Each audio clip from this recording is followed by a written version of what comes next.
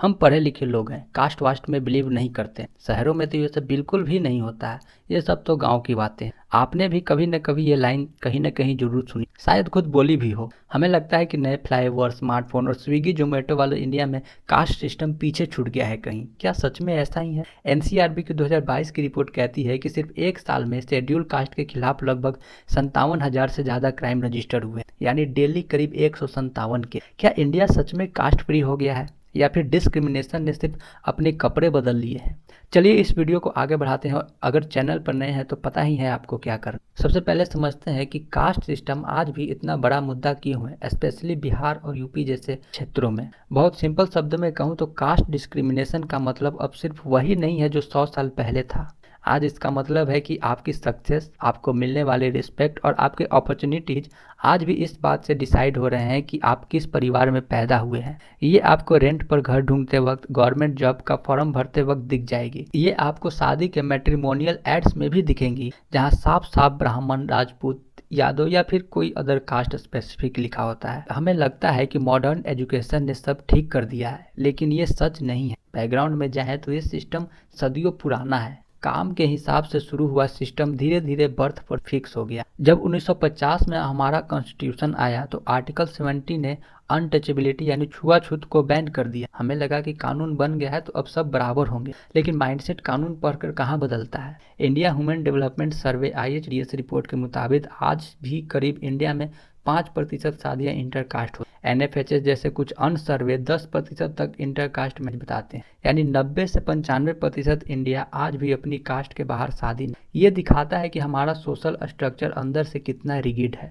हालांकि केंद्र सरकार और कई राज्यों के सरकार द्वारा विदाउट कास्ट शादी करने पर आपको कुछ पैसे भी दिए जाते हैं, जिनमें हरियाणा, राजस्थान, हिमाचल प्रदेश, कर्नाटक, पंजाब और बिहार भी शामिल। आपको लगता है कि पढ़ लिख कर बाहर जाने से, नौकरी करने से, बड़े पोस्ट पर जाने से लोग सुधर जाते हैं, तो यह आपकी गलत फहमी है। क्योंकि अभी के समय में आप देखो तो ज़्यादा पढ़े लिखे लोग और बड़े पोस्ट पर तैनात लोग ही सबसे ज़्यादा जाहिलपन वाला काम। कुछ साल पहले अमेरिका के सिलिकॉन वैली से एक खबर आई। कैलिफोर्निया में सिस्को नाम के टेक कंपनी पर कास्ट डिस्क्रिमिनेशन का केस। आरोप था कि वहां काम करने वाले इंडियन अपर कास्ट मैनेजर्स ने एक दलित एम्प्लॉय के साथ भेदभाव किया है। सोचिए, जो इंडियन दुनिया की सबसे एडवांस टेक कंपनियों में काम कर रहे हैं, अमेरिका में बैठे हैं, लाखों डॉलर कमा रहे हैं, वो वहां भी अपना कास्ट सिस्टम साथ ले। यूनाइटेड नेशन तक ने ये बात मानी है कि कास्ट बेस्ड डिस्क्रिमिनेशन अब एक ग्लोबल प्रॉब्लम बन चुका है। देखिए, अब आपके दिमाग में ये बात भी चल ही रही होगी कि अगर लोग अपनी कास्ट में शादी करते हैं, इसका आम आदमी या देश की इकोनॉमी पर क्या असर। तो देखिए,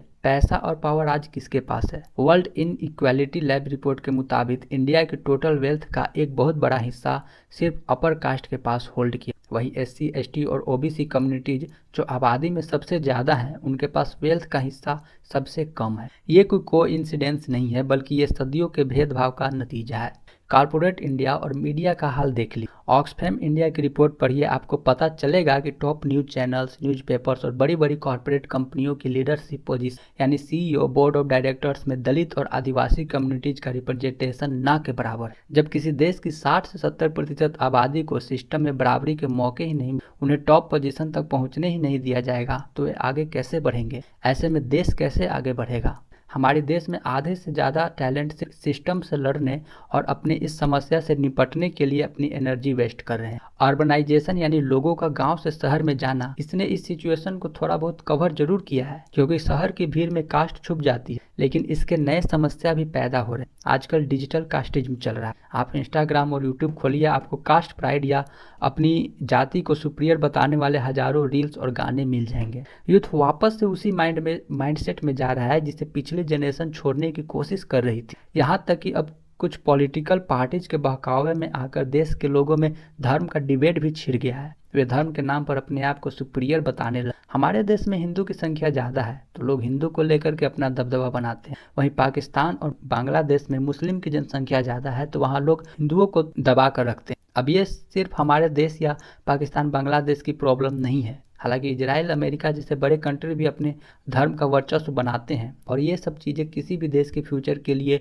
बहुत बड़ा खतरा माना। इसलिए हमारे संविधान में पंथ निरपेक्ष शब्द जोड़ा गया है ताकि हमारे देश के लोग किसी एक धर्म के दलदल में ना पड़े। कास्ट सिस्टम को खत्म करने के लिए सिर्फ रिजर्वेशन या कानून बनाने से यह नहीं, असली बदलाव के लिए हमें कुछ जरूरी कदम उठाने, जिनमें पहला कदम होगा कि समस्या को पहले स्वीकार करिए कि ये वाकई में समस्या है। जब तक हम मानेंगे नहीं कि समस्या है तब तक हम इसे सुलझा नहीं पाएंगे। शहरों में जाति नहीं होती है यह भी कहना बंद करिए, क्योंकि सच तो यह है कि जाति भेद शहरों में भी होता है, ऑफिस में होता है, दोस्तों में होता है, रिश्तों में होता है, बस उसका रूप बदल गया, वो खत्म नहीं हुआ है। दूसरा कदम है प्राइवेट कंपनियों में बदलाव। सरकारी नौकरियों में तो नियम है, लेकिन प्राइवेट सेक्टर में अभी भी कोई जवाबदेही नहीं। कंपनियों को भी अपनी हायरिंग फेयर रखनी चाहिए। डाइवर्सिटी और इंक्लूजन सिर्फ एक एचआर पॉलिसी नहीं बल्कि एक कंपनी की सोच में शामिल होनी। और तीसरा और सबसे जरूरी कदम है बच्चों को एम्पैथी सिखाने का। स्कूल में हम बच्चों को मैथ्स और साइंस तो सिखाते हैं, लेकिन दूसरे का दर्द समझना नहीं सिखाते।